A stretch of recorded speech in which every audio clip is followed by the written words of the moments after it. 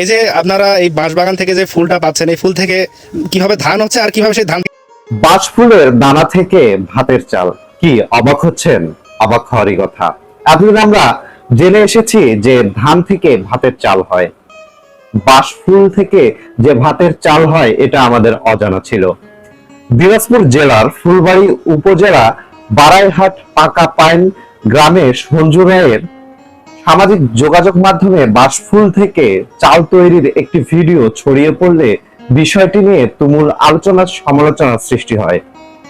সেই থেকে সঞ্জু রায়ের বাড়িতে দূর দূরান্ত থেকে অনেক মানুষ আসছে, দেখছে এবং ভিড় জমাচ্ছে।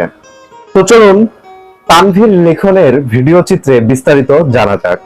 তো দাদা আমাদেরকে একটু বিস্তারিতভাবে বলেন তো, এই যে আপনারা এই বাঁশবাগান থেকে যে ফুলটা পাচ্ছেন, এই ফুল থেকে কিভাবে ধান হচ্ছে আর কিভাবে সেই ধান থেকে চাল হচ্ছে।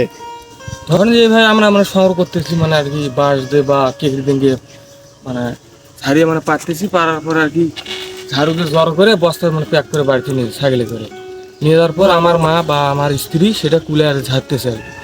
ঝাড়ার পর সেটা পরিষ্কার করে আবার আমি মানে পুকুরে নিয়ে যেয়ে মানে ধুইছি আর কি কুচলে করে। ধোয়ার পর 2-3 দিন ওদের শুকিয়ে মানে মেলে কুটতে নিয়েছিলাম আর কি। মেলে কুটার পর আর কি মানে চাউল বার হয়েছে। আচ্ছা, এই চাউলটা মানে সাধারণ চাউলের মধ্যে খাওয়া যায়? সাধারণ চাউলের মতন খাওয়া যায়, মানে সাধারণ চাউলের থেকে অনেক টেস্ট আর কি। সঞ্জু রায় প্রথমে বাঁশ গাছ থেকে লাঠি দিয়ে বাড়ি মেরে মেরে ফুলগুলো পাড়েন। তারপর সেই বাঁশ ফুলগুলো বস্তায় ভরেন। বস্তায় ভরার পর সেই ফুলগুলোকে নিয়ে পুকুর পাড়ে গিয়ে ভালো করে ফুলগুলোকে ধন এবং তা রোদে শুকাতে দেন। কিছুদিন রোদে শুকানোর পরে সেই ধানগুলো মিলে নিয়ে যাওয়া হয়। সেই মিলে গিয়ে তারপর সেই ধান থেকে চাল উৎপাদন করা হয়। একদম সাধারণ আমরা যে ধানটা দেখি সেই ধানের মতোই দেখতে।